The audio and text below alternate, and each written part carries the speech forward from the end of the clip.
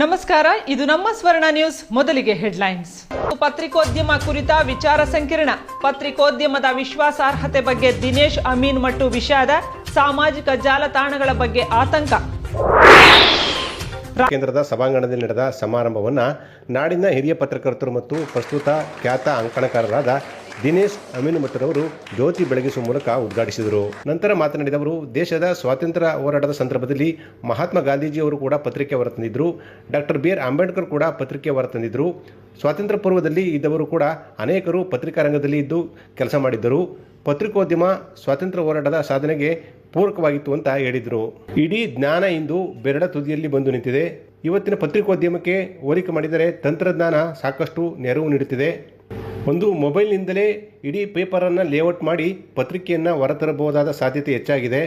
ಇಂದು ಪತ್ರಿಕೋದ್ಯಮ ಸುಲಭವಾಗಿದೆ, ಆದರೆ ಮಾಧ್ಯಮದ ಬಗ್ಗೆ ಜನಾಭಿಪ್ರಾಯ ಬೇರೆಯೇ ಆಗಿದೆ ಅಂತ ವಿಷಾದ ವ್ಯಕ್ತಪಡಿಸಿದರು. ಇತ್ತೀಚಿನ ಅಭಿವ್ಯಕ್ತಿ ಮಾತ್ರ ಪತ್ರಕರ್ತನಿಗೂ ಇದೆ, ಅದಕ್ಕಾಗಿ ಪತ್ರಕರ್ತ ಎಚ್ಚರಿಕೆಯಿಂದ ಕೆಲಸ ಮಾಡಬೇಕು ಅಂತ ಅವರು ಸಲಹೆ ನೀಡಿದರು. ಆಡಳಿತ ಪಕ್ಷಗಳು ಮಾಧ್ಯಮವನ್ನು ತುಳಿಯುತ್ತಿದ್ದಾವೆ ಎಂಬ ಗಂಭೀರ ಆರೋಪ ಕೇಳಿಬರುತ್ತಿದೆ. ಇತ್ತೀಚೆಗೆ ಪತ್ರಿಕೋದ್ಯಮ ಉದ್ಯಮವಾಗಿ ಪರಿವರ್ತನೆಯಾಗಿದೆ. ಓದುಗನಿಗಿಂತ ಜಾಹೀರಾತುಗಳೇ ಮುಖ್ಯವಾಗಿ ವಿಜೃಂಭಿಸುತ್ತಿವೆ ಅಂತ ಅವರು ಹೇಳಿದರು. ಮಾಧ್ಯಮ ಕ್ಷೇತ್ರ ನನ್ನ ಅನ್ನದ ಬಟ್ಟಲು. ನನಗೆ ಅನ್ನವನ್ನು ಮಾತ್ರ ಕೊಟ್ಟದಲ್ಲ, ನನಗೆ ವ್ಯಕ್ತಿತ್ವವನ್ನು ಕೂಡ ಕೊಟ್ಟ ಒಂದು ವ್ಯಕ್ತಿ. ಇತ್ತೀಚಿನ ದಿನಗಳಲ್ಲಿ ನಾನು ಮಾಧ್ಯಮಕ್ಕೆ ಸಂಬಂಧಿಸಿದ ಕಾರ್ಯಕ್ರಮದಲ್ಲಿ ಭಾಗವಹಿಸುವುದನ್ನು ಕಡಿಮೆ ಮಾಡಿದೆ. ಮಾಧ್ಯಮದ ಬಗ್ಗೆ ಮಾತಾಡಿದರೆ ಬಹಳ ಒಳ್ಳೆಯದನ್ನು ಮಾತಾಡಲಿಕ್ಕೆ ಕಡಿಮೆ ಅವಕಾಶ ಇರುತ್ತೆ. ನಾವು ಟೀಕೆಗಳನ್ನು ಜಾಸ್ತಿ ಮಾಡ್ತೇವೆ. ಟೀಕೆಗಳನ್ನು ಮಾಡಿದಾಗ ಎಲ್ಲ ನಮಗೆ ಅದನ್ನು ಕೊಟ್ಟ ವ್ಯಕ್ತಿಯನ್ನೇ ಟೀಕೆ ಮಾಡಬೇಕಾಗುತ್ತೆ, ಆ ಮುಜುಗರವನ್ನು ಅನುಭವಿಸಬೇಕಾಗುತ್ತೆ ಮತ್ತು ಆ ನೋವನ್ನು ಅನುಭವಿಸಬೇಕಾಗುತ್ತೆ ಅಂತ ನಾನು ಮಾತಾಡೋದನ್ನು ಕಡಿಮೆ ಮಾಡ್ತೇನೆ. ಆದರೆ ಗೌರಿ ಚೆನ್ನಪ್ಪನವರನ್ನು ನೋಡಿದರೆ ನನಗೆ ನಾನು ಈ ಕಾರ್ಯಕ್ರಮಕ್ಕೆ ನಿಜವಾಗಿ ಬರಲಿಕ್ಕೆ ಕಾರಣ ಅವರು. ನಾನು ಹಿಂದೆ ಒಂದು ಈ ಕಾರ್ಯಕ್ರಮದಲ್ಲಿ ಭಾಗವಹಿಸಿದ್ದೆ, ಅವರದೇ ನೇತೃತ್ವದಲ್ಲಿ ನಡೆದ.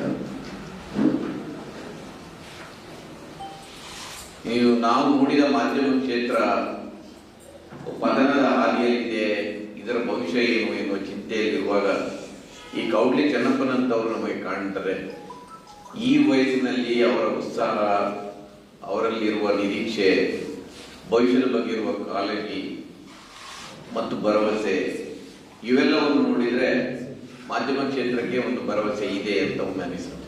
ಹಿರಿಯ ಪತ್ರಕರ್ತರು ಹಾಗೂ ಬೆಂಗಳೂರು ಪ್ರೆಸ್ ಕ್ಲಬ್ನ ಜಂಟಿ ಕಾರ್ಯದರ್ಶಿಗಳಾದ ಬೂಕನಕೆರೆ ಧರಣೇಶ್ವರರು ಮಾತನಾಡಿ, ಸಂಪ್ರದಾಯಸ್ಥ ಮಾಧ್ಯಮಗಳ ಮೇಲೆ ಹಿಡಿತ ಇದೆ, ಆದರೆ ಸಾಮಾಜಿಕ ಜಾಲತಾಣಗಳಿಗೆ ಯಾವುದೇ ಹಿಡಿತ ಇಲ್ಲ. ಇಂಥ ಸಂದರ್ಭದಲ್ಲಿ ಮಾಧ್ಯಮಗಳ ಮೇಲೆ ಜವಾಬ್ದಾರಿ ಹೆಚ್ಚಾಗಿದೆ. ಸಕ್ಕರ್ನಾಡು ಮಂಡ್ಯದಲ್ಲಿ ಇತ್ತೀಚೆಗೆ ನಡೆದ ಕೆಲವೊಂದು ಧರ್ಮ ಜಾತಿಯ ವಿಚಾರಗಳು ಅತ್ಯಂತ ಬೇಸರ ತರಿಸುವ ವಿಚಾರವಾಗಿದ್ದು, ಇಂತಹ ಹೊತ್ತಿನಲ್ಲಿ ಮಾಧ್ಯಮಗಳು ಎಚ್ಚರಿಕೆಯಿಂದ ಕೆಲಸ ಮಾಡಬೇಕಾದ ಅನಿವಾರ್ಯತೆ ಇದೆ ಅಂತ ಅವರು ಹೇಳಿದರು. ಪ್ರಾಮಾಣಿಕವಾಗಿರಬೇಕಾಗಿದ್ದು ಎಚ್ಚರಿಕೆಯೂ ಏನಲ್ಲ, ಅವರಿಗೆ ಇರಬೇಕು, ಪ್ರಾಮಾಣಿಕವಾಗಿ ಇರಬೇಕು. ಯಾವ ರೀತಿಯ ಪ್ರಾಮಾಣಿಕತೆ ಅನ್ನೋದು ಮುಖ್ಯ. ಈಗ ಪತ್ರಕರ್ತನಿಗೆ ಏನು, ಅವನು ಈ ನಾವು ಬಹಳ ಸರಳವಾಗಿ ಹೇಳಬೇಕು ಅಂತಂದ್ರೆ, ಸಮಾಜಕ್ಕೆ ಒಂದು ಕರಡಿ ಏನಾಗ್ತದೆ, ಯಾವ ಬೆಳೀತು ಯಾವ ಬೆಳೀತು ಅಂತ ತಿಳಿಸ್ಕೊಡ್ತಾನೆ. ಸೊ ಆತದ ಒಂದು ಅಳೆದು ತೂಗುವಂತಹ ಅವನೊಂದು ಶಕ್ತಿ ಇರಬೇಕು, ಆ ಪ್ರಜ್ಞೆ ಇರಬೇಕು, ಜ್ಞಾನ ಇರಬೇಕು. ಮತ್ತೆ ಯಾವುದು ಸರಿ ಅದನ್ನ, ಯಾವುದು ತಪ್ಪು ಅದನ್ನ ಜನಕ್ಕೆ ಅಷ್ಟೇ ನೇರವಾಗಿ ತಿಳಿಸ್ಬೇಕು. ಸೊ ಹಾಗಾಗಿ ಆ ದೃಷ್ಟಿಯಲ್ಲಿ ಪ್ರಾಮಾಣಿಕವಾಗಿರ್ಬೇಕು. ಮೈಸೂರು ಮಹಾರಾಣಿ ಕಾಲೇಜಿನ ಸಮೂಹ ಸಂವಹನ ಪತ್ರಿಕೋದ್ಯಮ ವಿಭಾಗದ ಬೋಧಕರಾದ ಡಾಕ್ಟರ್ ಎಂ ದಿಲೀಪ್ ನರ್ಸಯ್ಯ ಅವರು ಪ್ರಸ್ತುತ ಪತ್ರಿಕೋದ್ಯಮ ಮತ್ತು ಯುವಜನತೆ ಬಗ್ಗೆ ವಿಚಾರ ಸಂಕಿರಣವನ್ನು ಮಂಡಿಸಿದರು. ಸುಮಾರು 16-17 ವರ್ಷದ ವಿದ್ಯಾರ್ಥಿಗಳಿಗೆ ಕೂತಿದ್ದಾರೆ. ಇವರಿಗೆ ಪತ್ರಿಕೋದ್ಯಮದ ಪರಿಚಯವನ್ನು ಮಾಡಿಕೊಟ್ಟದ್ದು ಕರ್ನಾಟಕ ರಾಜ್ಯದ ಮಾಧ್ಯಮ ರಂಗದ ಸಾಕ್ಷಿ ಪ್ರಜ್ಞೆ ದಿನೇಶ್ ಅಮೀನ್.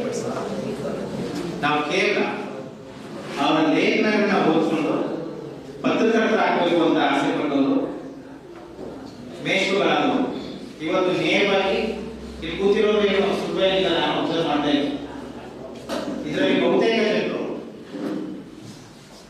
ಸರ್ ಅವರ ಭಾಷಣವನ್ನ ಬಹಳ ಗಂಭೀರವಾಗಿ ಕೇಳಿಸ್ಕೊಂಡಿದ್ದಾರೆ.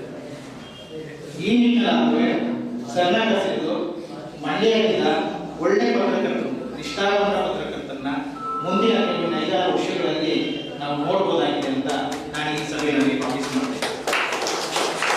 ವೇದಿಕೆಯಲ್ಲಿ ಮಂಡ್ಯ ಜಿಲ್ಲಾ ಜರ್ನಲಿಸ್ಟ್ ಕ್ಲಬ್ನ ಸಂಸ್ಥಾಪಕ ಅಧ್ಯಕ್ಷರಾದ ಕೌಡ್ಲೆ ಚೆನ್ನಪ್ಪ, ಪ್ರಸ್ತುತ ಕ್ಲಬ್ನ ಅಧ್ಯಕ್ಷರಾದ ದೇಶಹಳ್ಳಿ ಮೋಹನ್ ಕುಮಾರ್, ಪತ್ರಕರ್ತರಾದ ಕಬ್ಬನಹಳ್ಳಿ ಶಂಭು ಉಪಸ್ಥಿತರಿದ್ದರು. ಮಂಡ್ಯದ ಹೃದಯ